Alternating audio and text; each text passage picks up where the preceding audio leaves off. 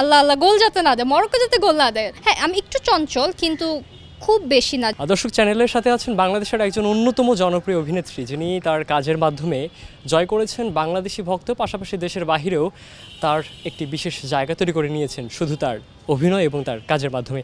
আপনাকে অভিনন্দন জানাতে চাই, এই যে দীর্ঘ একটি সময় কাজের সাথেই অভিনয় দিয়ে জয় করছেন মানুষদের মন, কেমন যাচ্ছে সময়টা? সময়টা ভালো যাচ্ছে অ্যান্ড আমি অনেক অ্যাপ্রিসিয়েট করি সবাইকে যে আমার কাজ দেখে। আর আমার এমন অনেক দর্শক আছে যারা আমার কাজের জন্য অপেক্ষা করে বসে থাকে। So I appreciate all of them and I love all of them.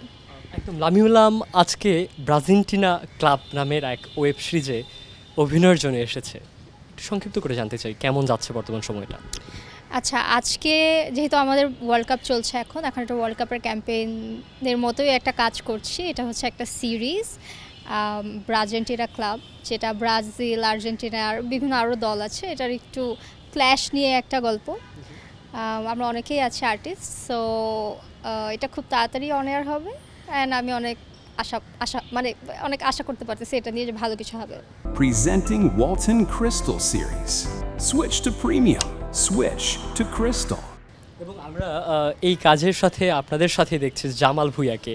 So একজন মাঠের মানুষ, সে আবার আপনাদের সাথে অভিনয়ের জগতে, তাকে আর্টিস্ট হিসেবে পেয়ে কেমন লাগতেছে আপনার?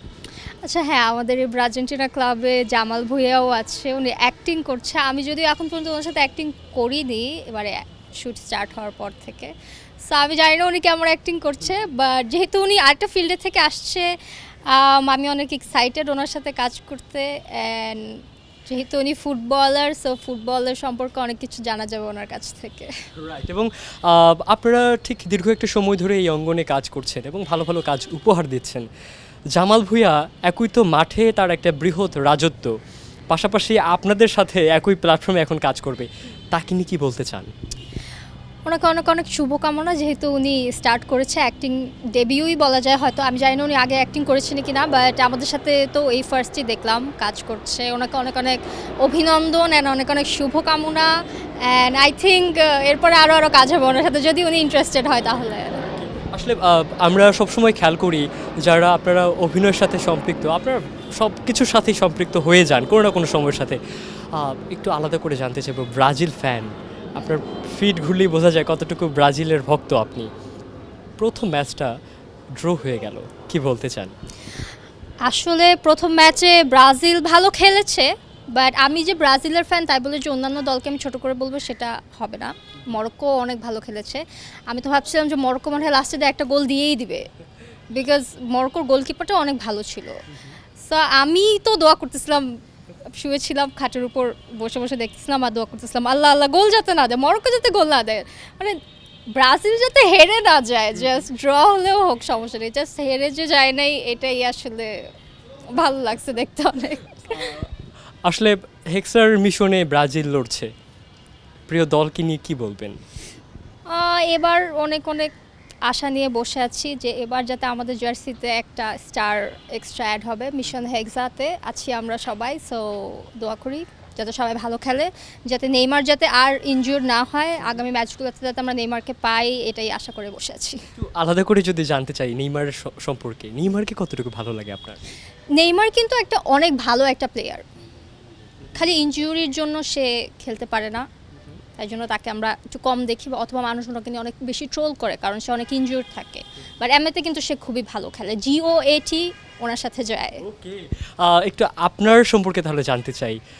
আপু অনেক ভালো ভালো কাজ করছেন, আগামীতে কোন কাজগুলো আসতেছে? কোনো আগামীতে আমার একটা মাইক্রো ড্রামা আসছে, দেশে অলরেডি একটা মাইক্রো ড্রামা হয়েছে, অ্যান্ড সেকেন্ডটা হয়তো বা আমারটাই আসবে। এটা একটা নতুন প্ল্যাটফর্মে আসবে, প্ল্যাটফর্মটা নাম এখনও বলছি না, এটা খুব তাড়াতাড়ি হয়তো বা বের করা হবে। অ্যান্ড আমি খুবই এক্সাইটেড ওটা নিয়ে, বিকজ ওইটাও একটা মাইক্রো ড্রামা সিরিজ। সো ইনশাল্লাহ হয়তো বা সামনে কিছুদিনের মধ্যে এটা চলে আসবে, না আমি আপডেট দিয়ে দেবো। ক্যামেরার সম্পর্কে, অর্থাৎ স্ক্রিনে আপনাকে সবাই দেখে, আপনার সম্পর্কে তাদের একটা হিউজ আইডিয়াও আছে, একটু আলাদা করে জানতে চাইবো আসলে ক্যামেরার বাইরে লামিমা লাম কেমন? ক্যামেরার বাইরে আমি একদমই ডিফারেন্ট। ক্যামেরাতে মানুষ আমাকে যেটা দেখে, আমাকে দেখে যেটা অ্যাজিউম করে, আমি একদমই ওরকম না। আমি যেটা সবসময় বলি, মানুষ মনে করে আমি অনেক দুষ্টু, অনেক চঞ্চল। হ্যাঁ, আমি একটু চঞ্চল কিন্তু খুব বেশি না, যেটা অনস্ক্রিনে যেটা দেখা যায় যে আমি অনেক বেশি দুষ্টু, রিয়েল লাইফে আমি একদমই দুষ্টু না, আমি অনেক মানে অনেক কাম মাইন্ডের একটা পারসন। অ্যান্ড ডেফিনেটলি চরিত্রে যেটা দেখা যায় মানে আমার যে ফেমাস যে চরিত্রগুলো ওখানে থেকে আমি অনেক বেশি ডিফারেন্ট।